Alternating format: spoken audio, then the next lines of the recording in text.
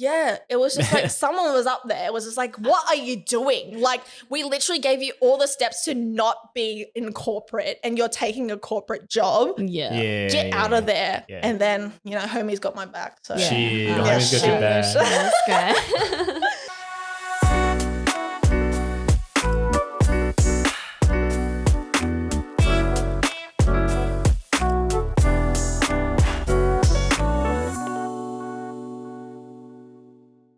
Hello, I'm Sam. And I'm Amelia. Welcome back to Artistry, a podcast where we aim to build a better mindset for better relationships. Yeah, and this week we've got a really interesting topic which we're keen to dive into.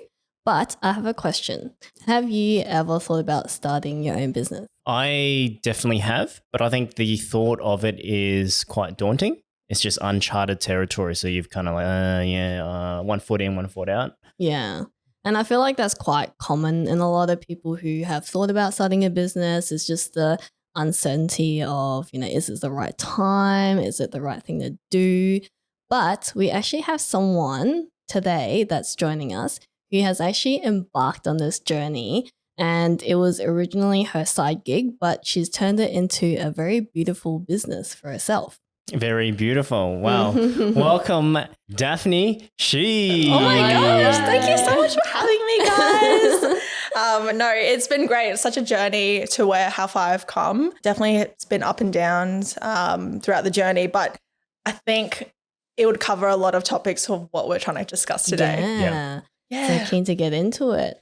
But just to give a little breakdown to our listeners, can you let us know a background of what you do and how you got to where you are now? Yeah, so I am a self-taught makeup artist, and that's how I started.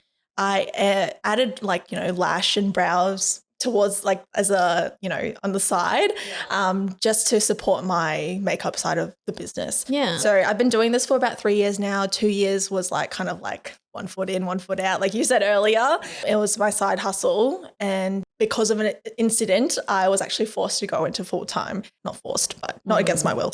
Yeah. But hold a gun to your own head. No, it was a really good opportunity to kind of push myself further out of my comfort zone and into the uncertainty, like you said earlier.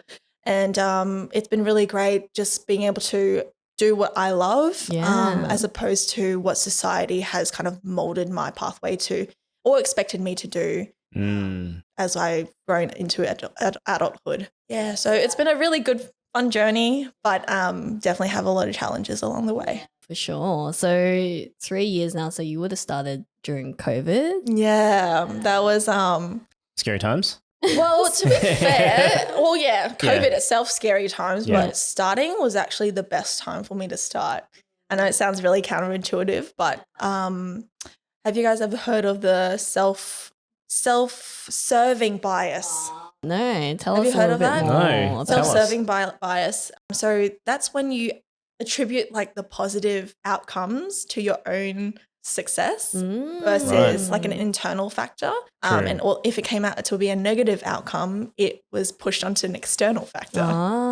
So that's really cool. I love that. Well, to be fair, it was kind of like me saving my ego because I started during COVID. If I didn't do well, it could have been COVID. Oh my God. It was just a COVID business. It was just COVID. I couldn't sustain myself. Yeah. But if I did well, it's kind of oh shit, I did it. Am I allowed to swear? Yep. For Okay. sure. He Yeah, swears a I lot. swear all the time. Okay. So it helped me start because my expectations was just so much lower. Yeah. And so during that time, I managed to get a grad job.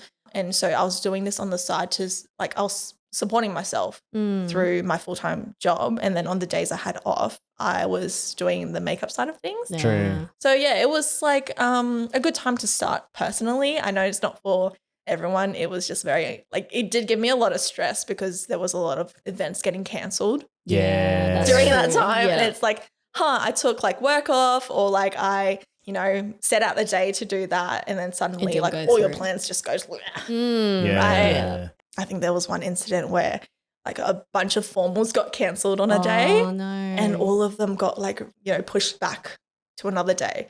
But had I for example, I had other formals on that day that got pushed back to, who do I prioritize now? Right. So that was that was the most stressful, like peak stress of my career. So did you do all the makeup then? Yeah. Oh my So I God. still managed to squeeze everyone in. And look, Wow. I know some of them still was like, yeah, okay, that's fine. Like I'll get my makeup done earlier in the morning than I originally intended on.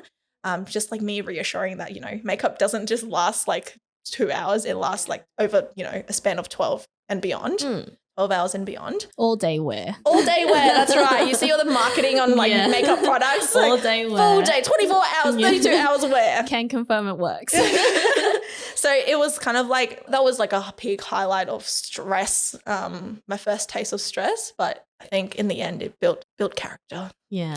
Built the trust in like your clients to trust you as well. Yeah, for sure. And that's when I first started out. So I guess I was still building up my reputation. Whereas now I think I feel a lot more comfortable. Like, I have people reviewing my That's great. my service now, and they give me feedback just to tell them like, oh gosh, it lasted until like past midnight, or like I slept in my makeup, it's still on. Like that is honestly a big compliment, but don't do that. Don't sleep in your makeup. That's great. Yeah. So COVID was a good time for me, but yeah, it was very scary to start, especially coming from graduating my uni degree. Yeah. Yeah. Yeah. That's great. You mentioned off the mic that there was a lot of unspoken competitiveness in school. Yeah. Tell us your thoughts about, I guess, your trajectory in terms of your career growth at that time. When I was in high school, my friends were a little bit more like academic. So being surrounded by that environment, a lot of the times, like you weren't doing things for what you wanted to do, but as opposed to like doing the subjects that you knew were going to get you the results to get into a better degree. Yeah. Right. I feel like you guys can relate to that. Yeah. Medical. Your options are opened, more options because you're a higher resulting student. Yeah. That's what it used to be. It opens more doors for you into like what you want to do in the future. And being surrounded by that environment, it was more like very rigid jobs, like, going into health, becoming a doctor, a dentist, law, engineering. They have a rigidity to it where it's like, if you do that, you study that, you become that, right? It's not really like, it doesn't open up further pathways into, other things. I mean, it can, but I'm just saying like, that's usually how the way it goes. Yeah. So being surrounded by that environment, it made me feel like that was my only option. Like that's all you know. Yeah, that's all I know. Because I was in that environment, I never gave this like business or like creative or just makeup side of things a full, like, I guess, thorough thought. And I just thought this was the natural pathway for me and all my peers. Yeah. And because of that environment, I had to really explore what I truly wanted after I graduated uni, as opposed to like after I graduated high school. Right. So I studied finance and psychology. And I studied finance because it's quite broad as a career. You can kind of go different pathways with it. And psychology, I did it for myself because I wanted to learn, like, you deal with people every day. Why not understand them? And I still strongly believe in that. But I just think if it was more normalized, which I think it has progressed over the years, there are more pathways besides that rigid, typical the structure. timeline structure compared to our parents' generation, for example. It would have been nice to have like a mentor or like a parental guidance a guiding figure to lead me down that pathway. So yeah, after I had to think about, do I really want to be in finance and work in a corporate job? Maybe it's always going to be there, right? Yeah. That job's always going to be there, but now is the time to like pursue what you truly love and see how that grows and see if you actually really do enjoy it or if it's just like a thought, right? And even if it's a thought, like you can still try it. Pursue it. Like just give it a go. It doesn't hurt, right? It's not hurting anyone except your pocket. Maybe. It's a bit of an investment for sure. Yeah. But I think that's also what makes you realize, oh my God, like I spent so much money on this. Like I must love it enough to spend this much money on it. Yeah. When you actually reflect back on where you are now and then you look back in high school, all that expectations in terms of schooling and things like that, if you were to look back, do you think you'd change that in terms of, I should have worked before studying, or would you take a different path? Oh, that's a good question, because I do have a lot of like grade 12 formal clients coming in. Yeah. And they're like, oh, I always ask them, what are you thinking of studying like for uni? Like it's so close around the corner. What are you thinking? What have you applied? And a lot of the times they're either really sure of what they want to do or not sure at all. Yeah. Like there is no like that middle ground where it's just Potentially I could do something. this, Yeah. or, yeah. And because it's like a QTAC system, like, you have to apply for a degree, you don't think outside of that uni possibility. Right? Yeah. It's kind of like, oh yeah, I'm thinking of taking a gap year. And I'm like, go for it. Unless you don't have a plan at all, I think it's a bit, harder to kind of like push someone to not pursue like a future. But if I could go back in time and tell myself, like maybe give it a second thought to think about what you actually want to do in the future, I don't think I would have taken finance and psychology. Yeah. Maybe I would have taken psychology, but maybe not finance. Yeah. Look, I don't regret anything I did. It was still like an amazing opportunity going into uni that led me to like meet so many more people, going to the social clubs. Just learning in general. Like I wouldn't have gone out of my way to search up what the global financial crisis was if I wasn't forced to like learn what that was. Does that make sense? Yeah, like I wouldn't change anything because I think everything I've done so far has led me to this point. Yeah. But if I were to give advice, it would definitely be like, think about it. I know it's hard, like easier said than done because, thinking about it, like you can think about it, but you don't know what the reality is when you like go into the workforce and like learn from your actual like people who are already in that career. Right? You don't have exposure to that. Your closest network is like your parents, your aunties, your uncles, like the people who are slightly older than you. But if you're like the eldest child and you have no family here, like how difficult can that get? It is quite difficult to make such a life-changing event for your uni. It sounds so dramatic. Like I know you can always change, but it's more like at 17, like how do you decide your future and fate? Yeah, that's great. So coming from that, like doing the finance and psychology, what actually got you started into makeup? When I was in uni, I was like always into makeup. Like I would put makeup on at like 12 a.m. in the morning. Oh shit. Just because like I am a night owl. Okay, So I'm bored or watching like Friends or something, just want to do something. Putting makeup on at 12 a.m. after an hour, like finish the look and I'll just post it on Instagram, like That's like cool. stories. Yeah. Just to like kind of experiment with styles and color. I think a lot of people tend to shy away from a bit of color. Yeah. I say that now with like a very natural look, but Early on, I remember Instagram had a lot of pop of color, vibrancy. That was great. And I think I'm really grateful that I went down to that extreme route. So now there are no limits anymore. Yeah. Because I know if you start off with like the natural soft glam and then you start to like someone requests like a very colorful like cut crease, like really extravagant kind of look, you're kind of like a bit hesitant because, you're not familiar with it. That's not your style, or it wasn't your style. Exactly. Yeah. So I'm really grateful that I was bold enough to go into like green eyeshadow and blue eyeshadow and red eyeshadow. It's just like a bit like extreme, but I think I was dealt the right cards to kind of give me a safe space to do so. I had my own little makeup table. Like I would post stuff about makeup on my personal Instagram. That's cool. And then people actually knew me as like the makeup girl, like 12 a.m. makeup girl. What the? Because like they see it on my stories, like what the freak, like it's literally like 1 a.m. What are you doing with a full face of makeup? Like go to sleep. You know what I mean? That's your niche. Yeah, that's my that's your niche. Yes, exactly. And so people like would ask me for like recommendations, like what foundation should I get? Like what's good for this, like my dry skin or stuff like that. And on top of that, I was working at a Korean beauty store, so skincare, cool. Yep. as a part-time job during uni. So coupled with that, I was like, oh, my knowledge is so extensive, like compared to like, it's hard to contact a makeup guru on YouTube, for example. Like, I'm just right there. Yeah. So people did ask me, like even people I wasn't that close with, That's cool. they'd message me and I'm like, I got you, girl. I got you. Yeah, so it was kind of like, oh, cool. Like, that's nice because I was known for that. One of my girlfriends from high school, she actually recommended me to do someone's formal makeup, one of her family friends' formal makeup. Nice. And I was like, okay, I'm a bit nervous, but like, okay. Yeah. So I was kind of like thrown an opportunity.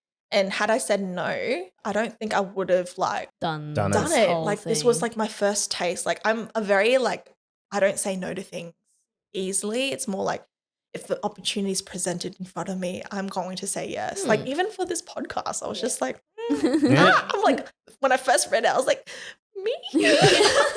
Are you sure? Are you sure?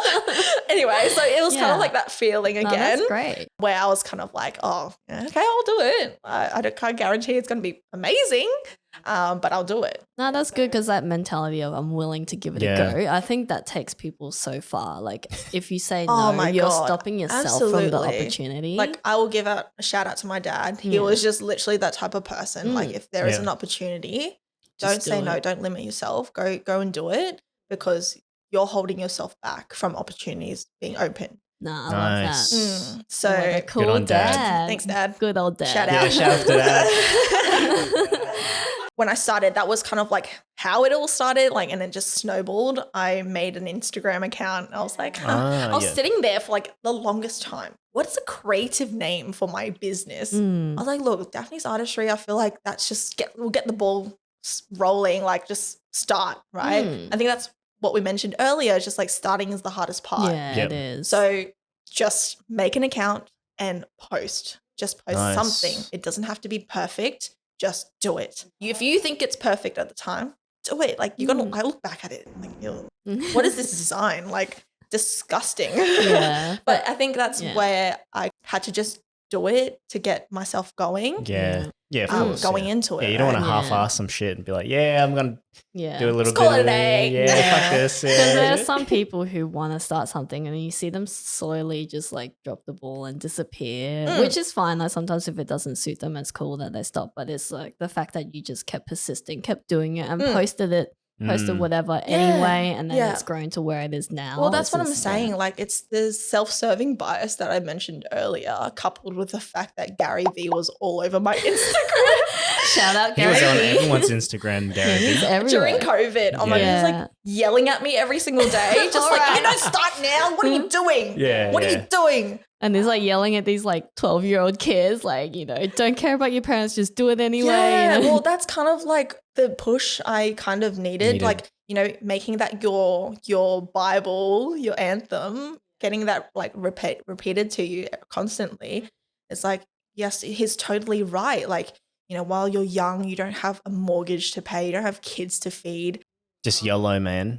Yeah, Just exactly. fucking send it, bruh. Just send it. Just freaking send it. Yeah. And I think that's what kind of pushed me. And also I did kind of like voice it out to some close friends, like, oh, you know, like I'm thinking about doing this. Like, just do it. Yeah, that's Yeah. awesome. And that really pushed me over the edge to start and actually like, I can kind It's of good do that you this. had a support network to help you, like Yeah. encourage you, push you. I think like having a good circle of friends to kind of encourage that is honestly the best. Especially when they freaking shouted you out and got your referral, man. Your Yeah. first job. Yeah, my Exactly. first job, it was just like, how did this happen? How was the experience with that? It actually worked really well. I did it in my kitchen. Oh, nice. Nice. I remembered I bought like a big mirror, like, you know, those big like vanity mirrors. Like it was my personal one anyway. I had one in my room. Yeah. I just lugged it downstairs, chucked it on the table, and like laid all my makeup that I personally own onto the table. I think I got them to buy their own foundation because you know, this is my foundation shade. So yeah, I got them to do that and did it. I think I was like something so cheap. It was like $50 or something. When Very you just affordable when you don't first know start. what you're doing. Yeah, but it's just like for you know, products and my time, you know. And it worked out really well. Like she it's loved awesome. it. Like, Nice. I think like she looks great. I look back at the photo, I'm like, wow, okay. You did a good job. I I did. look good. Yeah. Exactly. So I was really proud of like, it wasn't a terrible experience for me That's good. and her. Yeah. And because like I kind of knew her as well, it made it less daunting. Yeah. And then also she referred her friend. Oh, nice. So it was two of them in the same day, and they looked stunning. They looked really Aw. good. The word of mouth travels quite far, especially if you do a good job. Yeah, That's the benefit well, there. That's what people rely on these days, right? Yeah, word of mouth Referrals. is still the best type of marketing. Yeah. Damn. Yeah. But with the gear though, I'm curious, how did you end up buying all your makeup stuff? Was it like a slow accumulation? Was it something that, you know, you worked and you just got it? Or Yeah, no, that's a great question because I think a lot of people are hesitant to start because of how much you need to buy. Yeah, Yeah. I've seen like makeup artists Yeah. that bring like 3 Seen suitcases and things like that. and like roll it That's into me. That's literally me when I'm Yep. doing an offsite job. I think that's why like makeup artists hate traveling, because you just got to pack up your entire like life into a suitcase and then put it back out onto the table and then pack it up and all it's all again. small stuff too. So you got like Yes. forever to Oh my clean up. gosh, Yeah. absolutely. So it was more like I already had the baseline of everything.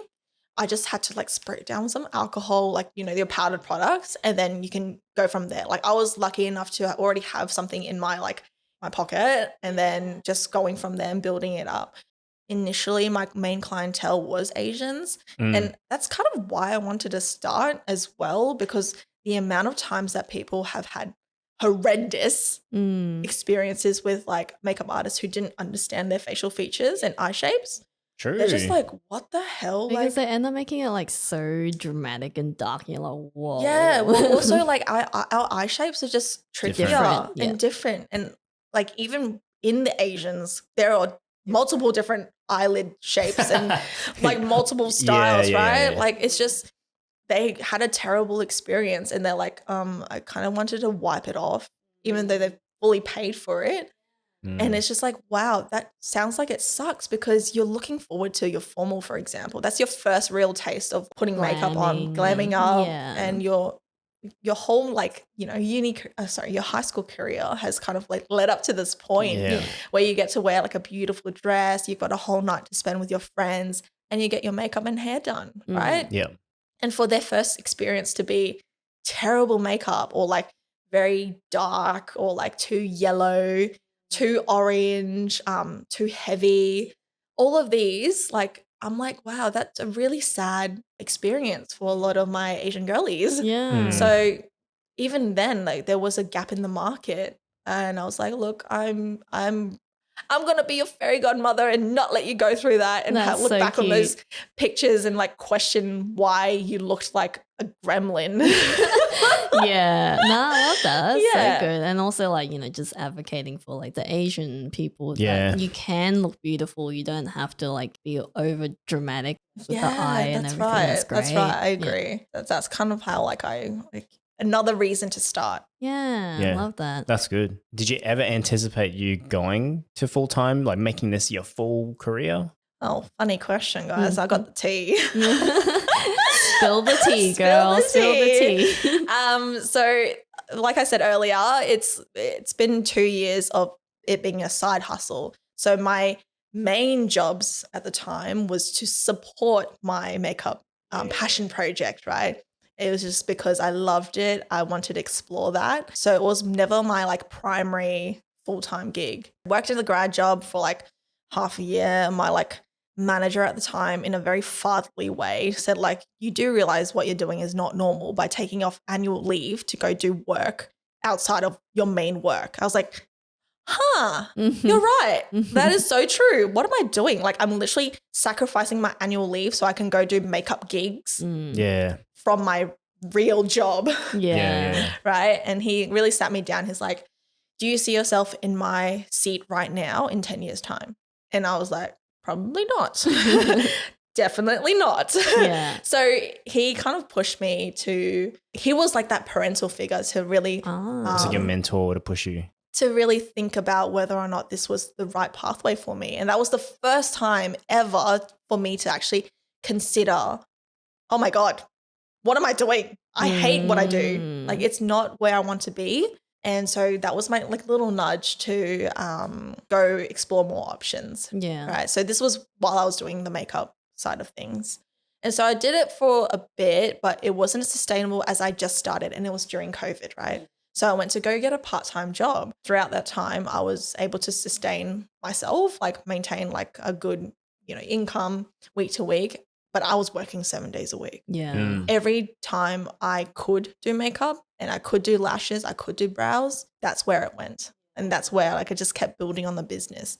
And it was very tiring for the first like 2 years, but I didn't realize I was tired. Yeah. I think that's Yeah, when you 'cause love you it so enjoy it, much. yeah. It doesn't feel like, it truly didn't feel like work. Like learning how to do the admin side of things, using booking systems, like navigating all of that was so fun to me. and designing the little things on Canva. Like, oh my God, this is so fun, like little art project. Yeah. I think that's what really like kept me going.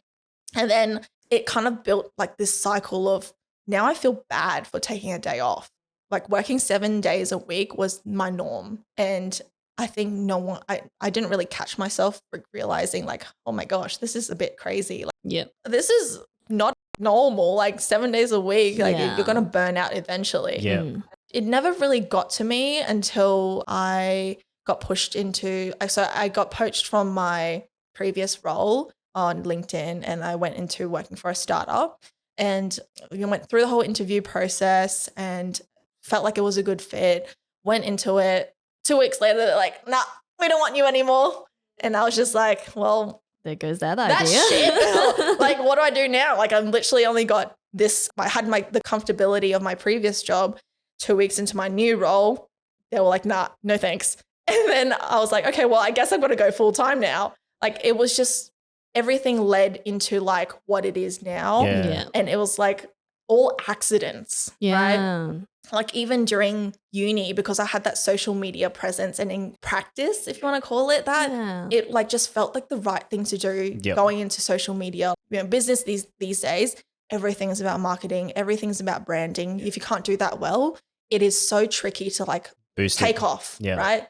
And so I did have a bit of social media experience even with my job at the Korean beauty store. Like that was like my Mm. first taste of like That's you know, cool. posting and stuff. Yeah, because I was gonna say your social media is like saw you through that, your social media, and at that time you did a lot of like transition videos, and I was like, dude, this is so cool. Well, I Like, spent a lot of time making those Yeah. TikToks in my bedroom, like just like 2 all the a.m. makeup, 2 a.m. makeup, like it's just all of that and like learning how to edit. This was just the natural next step. Like it just all fell into place. Nah, that's good. And like even having like my finance degree, I learned a bit of accounting. So even bookkeeping was like an easier navigation. That's why I don't regret anything I've done. yeah, It's like everything I've done has led to this point, which yeah, is everything amazing. happened for this reason, And I fell into it because I got freaking fired. So Yeah. like it just after 2 weeks. yeah, and like I just didn't expect it to be like turn out this way. Yeah. But I'm so grateful it has. Yeah, Like that's it good. just Yeah. all Yeah. aligned, you know? Yeah. Sounded like it was quite a sudden, like, boom, here you go. Yeah, it was just like someone was up there. It was just like, what are you doing? Like, we literally gave you all the steps to not be in corporate and you're taking a corporate job. Yeah. Yeah. Get out of there. Yeah. And then, you know, homie's got my back. So Yeah. Shit, Oh, homies got your sheesh. back. That's great. But with that sudden change, though, was there sort of any challenges initially to start up transitioning in that phase? Oh, it was kind of that step where like, do I go and find another job or do I just full send it and actually give it my all? Because I was kind of 1 foot in, 1 foot out for a long time because I was Yeah. still torn up by like, you know, my mom was saying like, you know, you've got a finance degree, use it. yeah. Go get a real job, like just use it. So that was the 1 foot out. And then there's also like the passion side of thing within was just like, well, I do want to, you know, dabble into this, but it is a lot riskier because no one around me is doing it. Really? So True, I would true, say true. like not many people that I know have pursued their own thing. Yeah, It's yeah. just kind of like they've taken that like rigid The route, traditional. the traditional Yeah. route, Yeah, yeah. the more conservative way of doing things, and being that person to inspire yourself to go and do it was like the difficult part, I will say. Mm. So initial challenges, this was coming towards the end of COVID. I know COVID's still around, but it's like less. I felt like more secure. And because I added on the services of like lashes and brows, lashes, like it was like all the rage, right? Like every girl and her dog was getting like lashes. And the dogs? Yeah, and their dogs. Yeah. Their lashes done. And like it's more of a consistent stream of income, whereas makeup is definitely more of that occasional, Like you for know, special it has- days, Yeah, it has to yeah. be like a special occasion Mm. to get it done, right? So lashes are definitely more normalized. And I was like, from a business mind point, how am I going to sustain my makeup passion, right? Makeup is always going to be my baby, but lashes and brows is more of that consistent stream. And look, if they like what I do, like come on in, it's fine. Definitely where I want to eventually land is just keep pushing throughout that makeup line. So yeah, I would say it was challenging to start off with financially. I know that's why I was happy that I've kind of built up my clientele side hustle wise rather than going straight into full Straight cold time. turkey, yeah. Oh my gosh, that would have been a nightmare. And I think a lot of makeup artists or just any small businesses can relate. If they're like more like passionate enough, they will make time for their side hustle. Yeah. Right. Yeah, It's not no, for about the sure. money. Once you put numbers into it, which obviously, like if you want to take it more seriously, you do need to do that. But once you put numbers into it, it takes the passion away. Yeah. Mm. You're like focused on the growth. Like, what can I do? It has to be a good balance, right? Yeah. Yeah. Yeah, I would say that was like more of the challenging part. There was like a little bit of a hiccup where I was like so burnt out and tired from working so much. And I had no time off. Like there's no such thing as a 9 to 5 when you're running your own small Yeah. business. Yeah, especially like the first 5 years or like first few years as well. It's just hustle. It's honestly, it's not for everybody. And I can see why some people are very happy being in their 9 to 5. It's secure, it's safe. You don't have to worry about things outside of work. But I'm replying to clients at like 11 p.m. at night. And it's like I'm not setting myself those boundaries. Yeah. I would say that would be where my challenges were, and like accepting appointments that weren't within my schedule, Yeah. but squeezing them in to Just to keep build the up, clients happy. keep them going. Yeah. Like I used to feel bad for taking a holiday. Funny story. I had 2 events in Sydney, 2 weekends back to back. I felt bad that I couldn't service a client in between those weekends.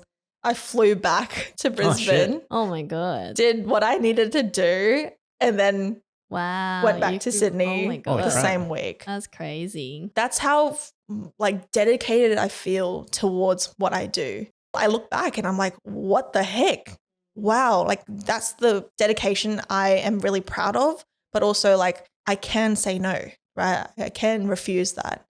I will say my clients are like honestly one of the best things. Like they are so amazing. I've never had like a terrible interaction. Touch wood. Like, oh my Touch all the gosh, wood. honestly, it's just so, I'm very grateful for them. They are like literally the things that keep me going, just like the interactions I have, the relationship I have with them. But that's also where your boundaries are kind of messy, like gray area, Yeah. because it almost feels like they're my friends. Mhm. Yeah. Yeah. And I know so much about them. They know so much about me. It's the personal like rapport that you build with them. Yeah. So setting boundaries is also another challenge. Starting to make sure that I address those. Yeah. Yeah. So you also mentioned that your mom was like, this isn't a real job. Yeah. So when you first started it, how did like your parents take this whole new style of having a business? I think my dad and my brother, my little brother, they were really supportive. My brother's always been like, oh, good job, like, doing so all these nice. things. I That's think good. because he can't see himself doing that. Mm. And he, in a way, he's like, oh, that is so cool that you're doing that. I'm just like tooting my own horn. I don't actually know if he actually thinks that, but He I'm pretty comes sure in, that's it's what like, he thinks. That's not what I think. I'm pretty sure that's what he thinks. Yeah. And meanwhile, my dad, he's always been supportive. It's like, but more from that analytical lens. It's like, how can you scale your business? How can you like expand? What do you need to think about those next steps? Yeah. But like I said earlier, when numbers come into the game, it's just like throws everything off. Takes away the fun. Takes away the fun. passion. Like for me, it's like I'm doing it because I love it, not because like I'm gonna be a million jillionaire. Like Yeah, it's because that's not, what got you started as well as Exactly. the passion behind it. exactly. Mm. So they've always been very supportive and they'll give me the input wherever they can. But mum has always been a bit more hesitant. I think it's also got to do with she never fully had a career of her own. Mm. So no parent wants to see their child struggle. Yeah. Of course. Yeah. Yeah. I think that's where her unsupportiveness, what it really is. It's just more like to make sure you're safe, Exactly. you It's gotta- masked as, oh, I care for you. I have concerns. Mm. It's way riskier than going into like a 9 to 5. Yeah. Which I understand. I understand. Mm. After really breaking it down, her words, even though they might be more hurtful, she does have good intentions behind it and the reason why she said those things, right? Yeah. But in the moment, it just feels like, well, like everything I've worked towards, like three years of this, like, well, I'm not just going to chuck it down the drain. Yeah. And why can't you just show, like, tell me how proud you are of me? And so one time I was like driving us somewhere. I was just like fully crying. Like, Mom, why don't you like support me? Like, I really was really vulnerable. Yeah. I don't have that close relationship with my mom. So when I did like just break down, couldn't hold it in anymore. She was, I think that's where her turning point was. She realized, She realized like how much her words were affecting me. Yeah. And like, she sees how busy I am with my work.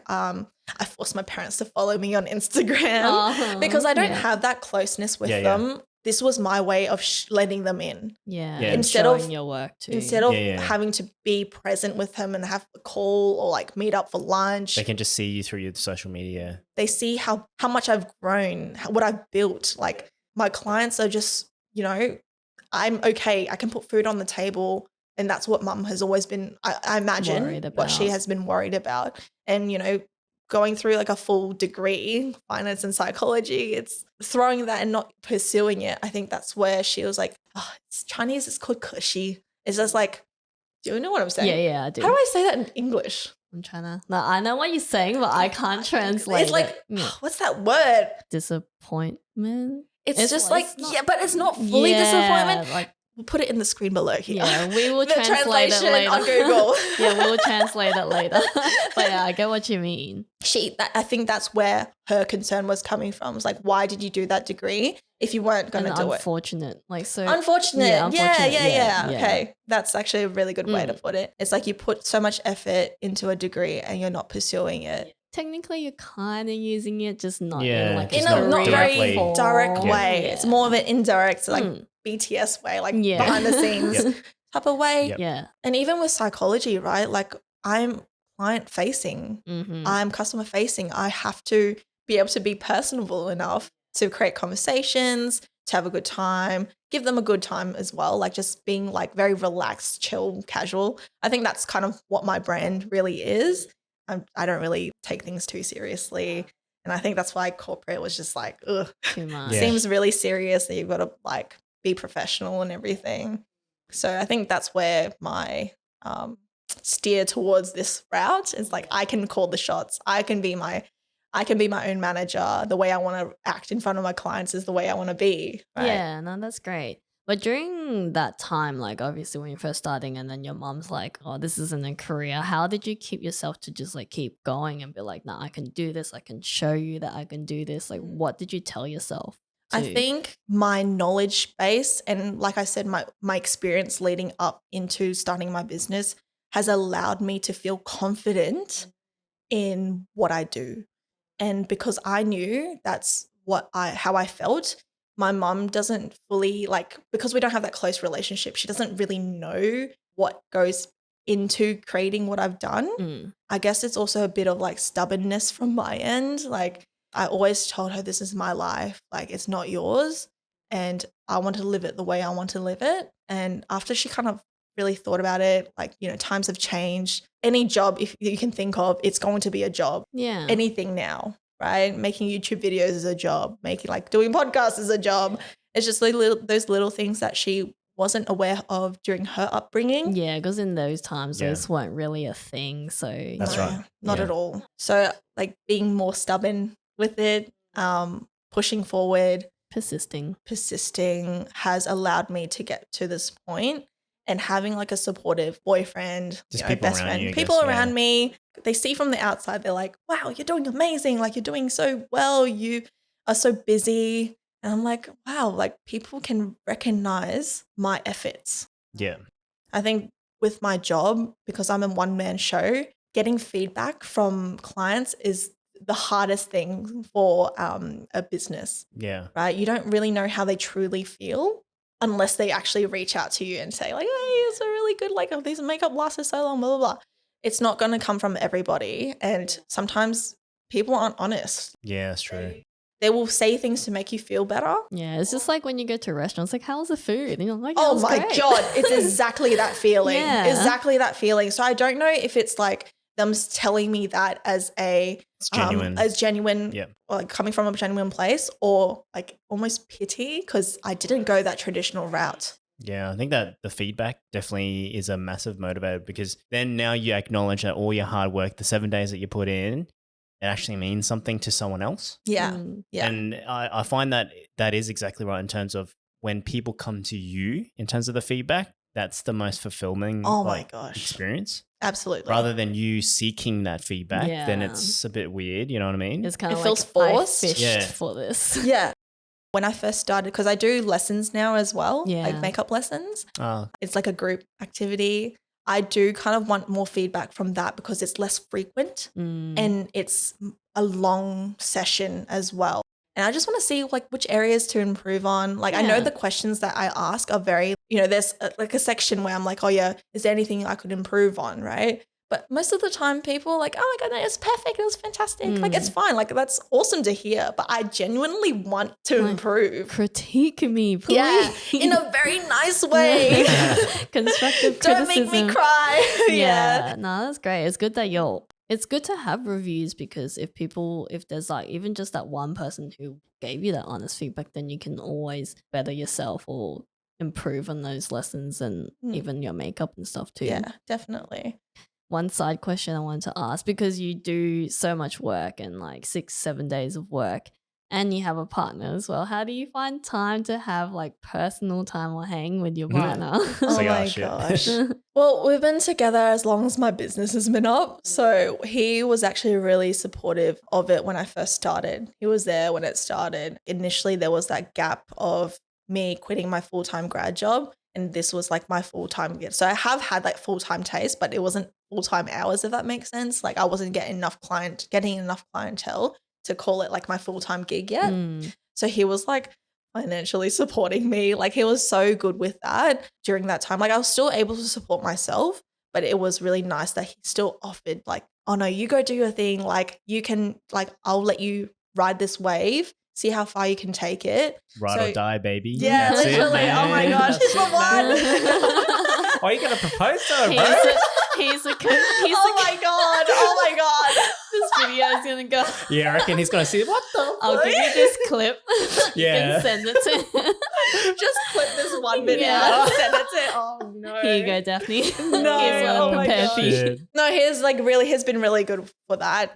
But it actually got worse as time went on because I was getting busier. Yeah. And makes he's sense. like, when we're going out on dinner dates, he's like, can you put your phone down, please? Like, it's just the little things that you kind of like, oh shit, yeah, I got to set boundaries. That's exactly what I'm talking about. Yeah. I try to communicate with him, like while we're sitting in the car, he's driving. I'm just like, hey babe, just give me like 10 minutes. Just let me reply to this client and I'll get back to you. Like we'll continue our conversation. But it does really break up our conversations as well. But then also like I feel guilty. Like I've seen the message, like I've seen the pop up and I haven't replied. Like it's itching me to like text back. Yeah.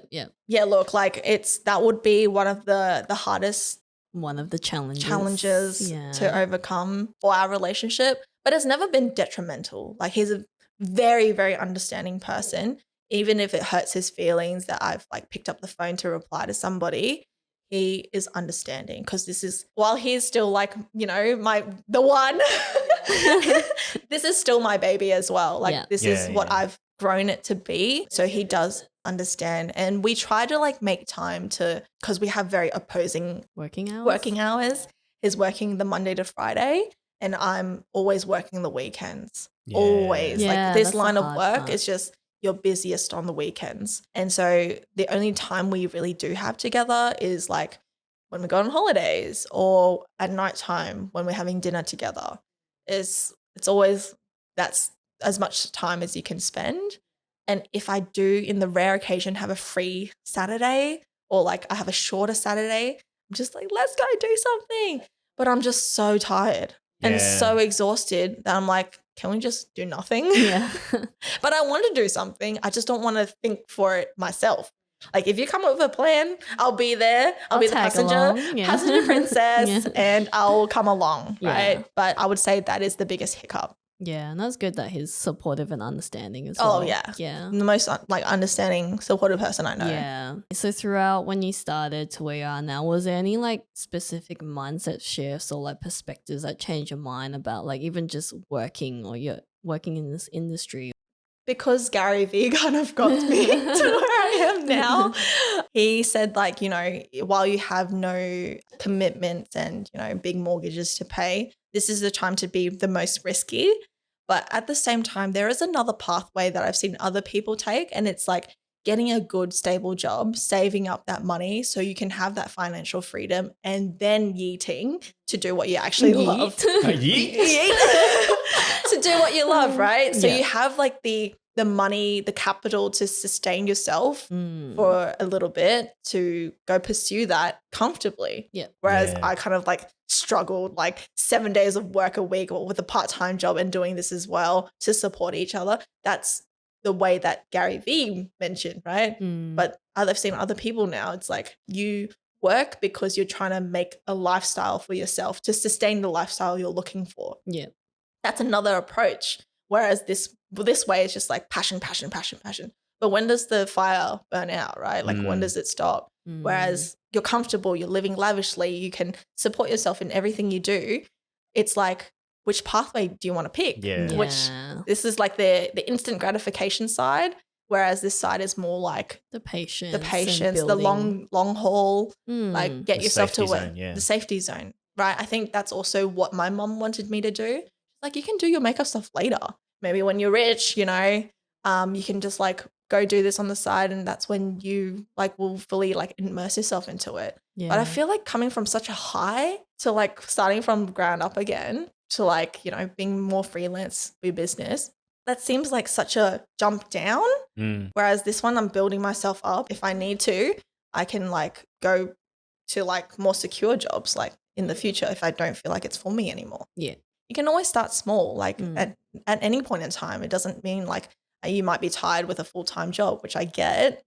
But if you really want to make something happen, you will. No, Yeah, that's it's a good. really good one. Yeah, it comes down to it's relative to your position at the time. Yeah, and situation. In your situation. Yeah. No, I like Yeah. that.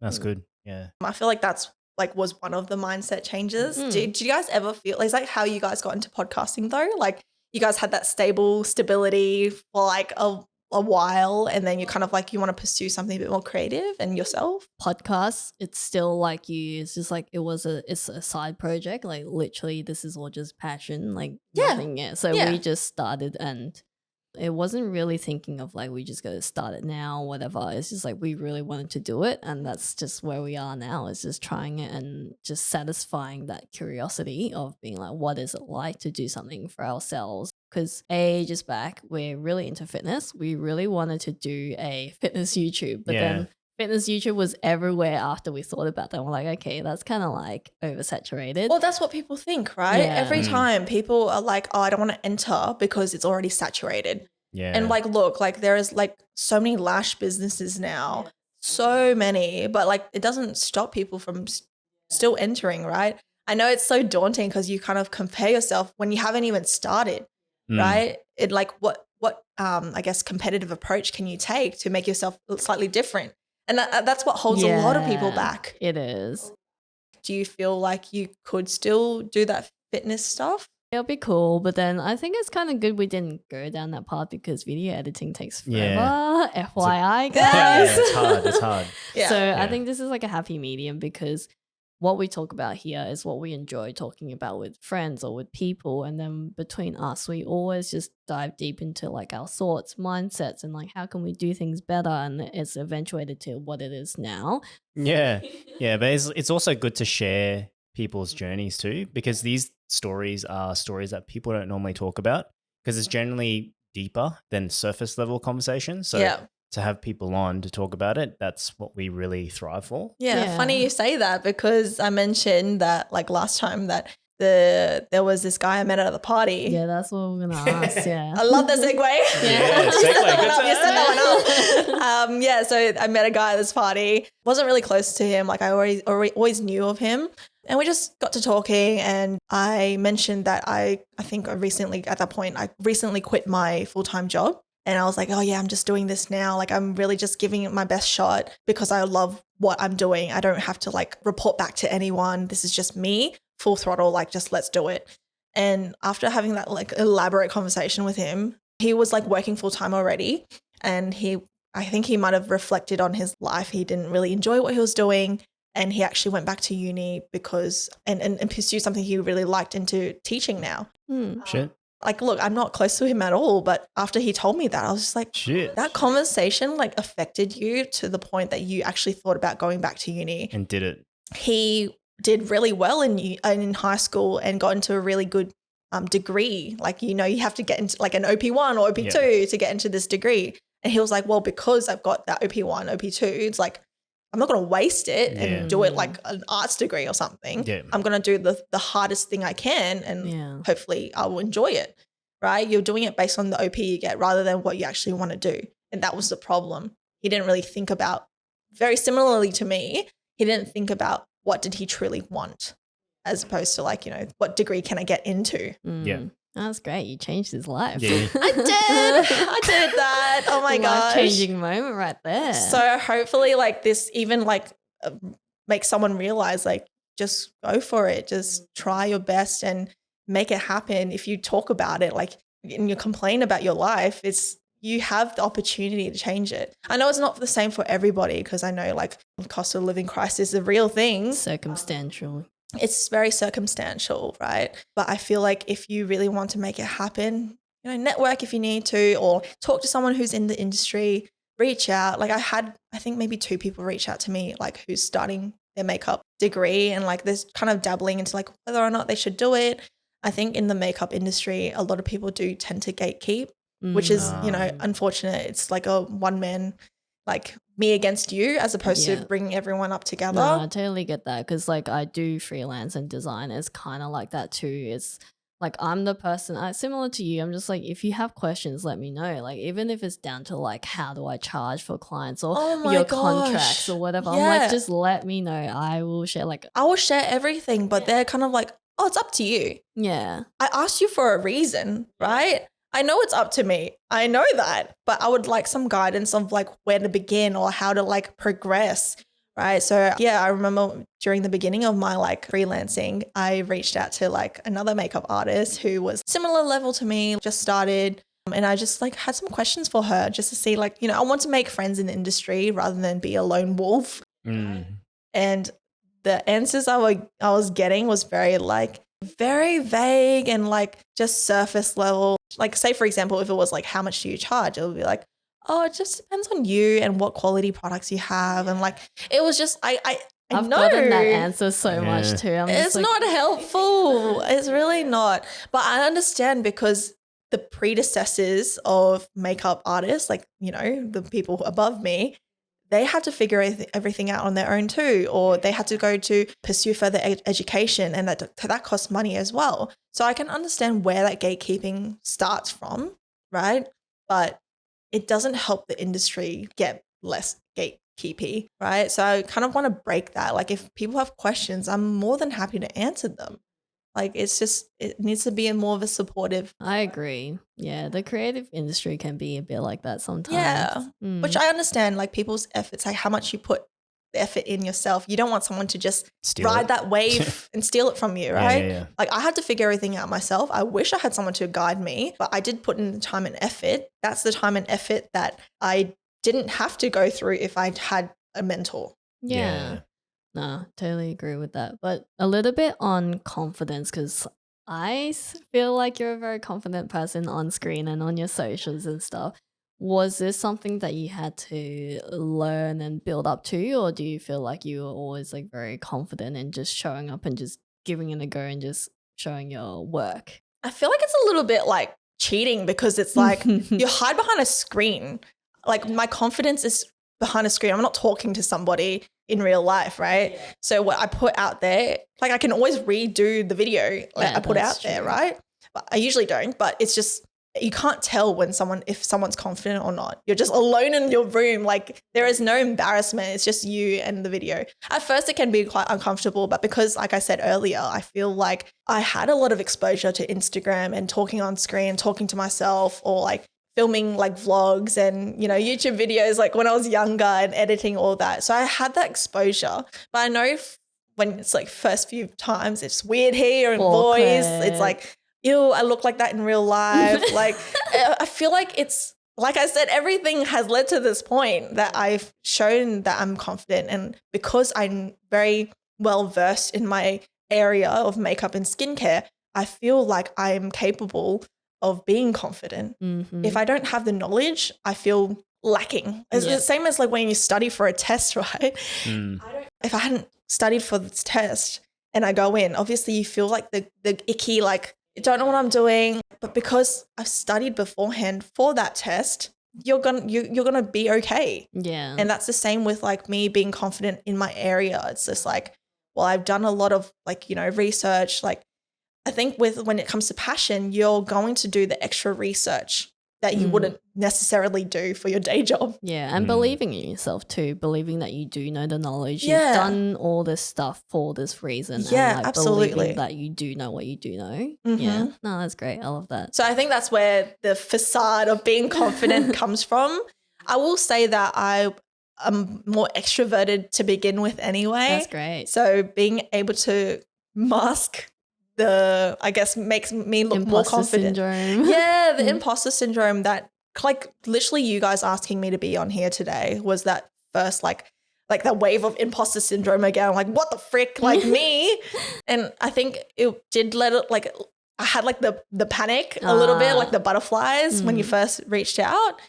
And I'm like, okay, like, oh my gosh, like what do I talk about? Like how do I do this? Like, oh my God.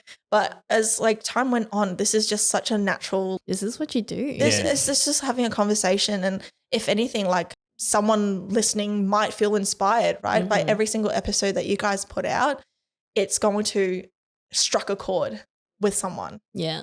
Just like your chat with that guy who is now a teacher. Yeah, oh my gosh. Like I probably can't take all the credit, but like from what I've heard, it's just like that kind of put the thought in his head, planted the seed. Yeah. Recently, like my mum gave me a gift. It was like a wallet. Her like little saying was like, oh, save lots of money and make lots of money so you can use the wallet, kind of that kind of idea. Yeah. And she gave me a hug and then told me to enjoy my life. Oh. And that was when I was like, oh, okay, cool. So she's not going to nag me anymore about like go getting a real job, right? That was like the moment where she came to an understanding of, okay, there's nothing I can do to sway her to go pursue something else. But that's also because she's seen how much I've progressed this year with like doing photo shoots and collabing with like e-commerce now. It's just like, that's cool. What a change of like finally doing full time and all of these like new networks of like industry members, like other models, stylists, like photographers, like people I wouldn't have been able to meet had I not taken the opportunity to do something like that. Right? That's such a big compliment for like any Asian parents to give you a hug and be like, you go do you sort of thing. Yeah. I'm not gonna lie, I think she did cry. Aww. She she gave me a hug, said that, and just left. Ran off? Yeah, she ran off. But I was like, I could hear the quiver in her voice. Aww. Yeah, caught out. How did you feel when she gave you that though and said that? Like a sense of relief. Like I don't feel like I need to prove myself to my mum anymore. It's like the box. Like I've shown her that. I think that's with most Asian parents anyway. They're concerned for your well-being, but they say it in a really like unsupportive way. It's weird, yeah. And then when you have proved yourself that it's sustainable and I can make ends meet, they're like, she's fine. Yeah. Oh, that's okay. She can make like she can navigate the world herself. Right. So full circle. Yeah. So like on to maybe some not so glam moments. This is more like your opportunity to share a message to other people out there to like change their perception or change their mind about like makeup or just doing your own thing. Like, do you have any messages that you would want to share to people? It's not easy breezy. You've actually got to put in the hard work and long hours, dedication to make it happen. It doesn't happen overnight either. I think a lot of people give up because they're like not seeing results, right? But for me, it's like, if I'm not seeing results, that's actually an opportunity to think, what else can you do, right? That's when I started with the whole lashing thing, because I knew that it was like a a big thing to do at the time, like doing lash extensions on people because it was a consistent stream of income. But it's just like, you have to think, what else can you do to push yourself out of that stagnant, like, oh, like I feel so helpless. Yeah. You can always think of something else, brainstorm what ideas. And like, for example, my goal for 2024 is actually normalizing getting your makeup done. People are so hesitant. They're like waiting for the perfect opportunity. Like, oh, you know, sometimes even for formals, they just get their like sister or mom or someone they know to do their makeup rather than get it professionally done. And it's like never even a thought to get it done. Like, I'm not going to lie, I didn't even get my formal makeup done. Yeah. Right? I did it myself. Mm-hmm. And I want to normalize that. Yeah. And especially within like the Asian community, it's not something that you put your money towards. Like you get your lashes done, you get your nails done, but no one gets their makeup done, right? Unless they're saving it for the wedding.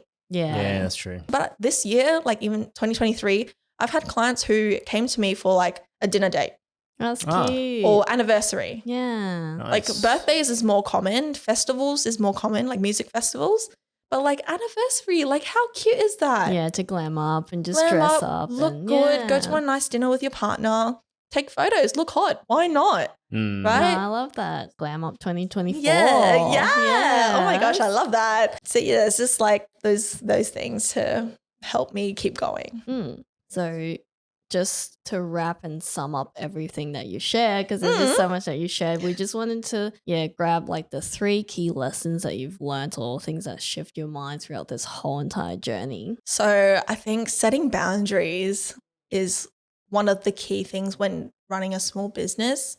I think in the beginning it's always harder to set boundaries because you're accepting work as much as you can. Yeah. And because when you're not working, you're not making money. That's the beauty of passive income. But Yeah. with service-based industries, you don't have that luxury of having passive income. And so being able to, like, I'm still learning, honestly, but because I've had such supportive clients as well, when I was in Thailand, I was replying back to them here and there. Like it was really good that I was able to not reply some days, and some days I'll like just bulk reply to everybody. Yeah. But they would reply back, stop messaging me. Yeah. Ah. Go enjoy your holiday. That's good that That's they were good. telling you Yeah. to stop as They're well. like, I was just like, oh my God, Mhm. my clients do care about my well-being. Human to human, go enjoy your holiday.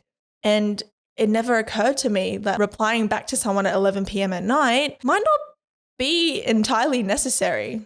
They come from a place of understanding. Unless it's super urgent, I will reply. But like now I feel like don't need to reply. This can wait till the morning. Even if they decide to go with someone else because they replied to them, that's okay. Like Yeah. it's still, you still can feed yourself, right? Yeah. Knowing when to say yes and no to certain situations is going to like heavily help my mental capacity Yeah. and not feel so tired all the time. Yeah, and even other people around you, like you said, your partner sometimes, like, can you Yeah. put down your phone? Like, it's just Yeah. helping your own well-being and just self-care as well. Yeah, absolutely. And so, yeah, moving forward, I want to have my peace and self-care and enjoy my time, but also still have like balancing the priorities of my clients as well. And the second thing is from my mum, I guess, it's choose yourself. Choose yourself. Choose yourself. yourself. Choose yourself. This is your life. Enjoy it. When she Mm. said enjoy your life, I was like, thanks. That's actually all I wanted to hear. That's such a good Mm. message, especially coming from your mum too. Yeah. There was a shock to my system when she said that. Didn't ever expect those words to come out of her mouth. But when she said that, I was like, I've made peace with this. This is great. Yeah, that's awesome. And the last thing is from, I guess, my dad. If you want to do something, do it, but do it well. Even when it came down to like practicing piano as a kid, the discipline of like practicing daily for an hour, I guess that's been ingrained into me. Like, do whatever you need to do well, try get a good result. Just if you want to put time and effort into it, don't waste that energy and not do it. Mm. Just, yeah, full send. Yeah, be committed. Be committed, dedicated, passionate. Use that determination to fuel yourself to do better and be the best. That's so good. Yeah, Your that's awesome. dad, such a motivational guy. Oh, well, thank you so much for joining us and Thanks for having sharing me. your journey. Before we let you go, is there anywhere that people can find you, see your awesome work? Don't want to book if they want to book any 2024 makeup glam just for like a self-care pamper, where can they find we're you? normalizing that. So you can find it at Daphne's Artistry on Instagram and TikTok. Nice and simple. Nice. Yeah, so anyone that's looking for makeup, wanting to try their first glam or even just glam up for any occasion, even normal days, find her at Daphne Artistry. Yeah. Damn. Well, thanks again, and we will see you guys in the next one. Bye. Peace.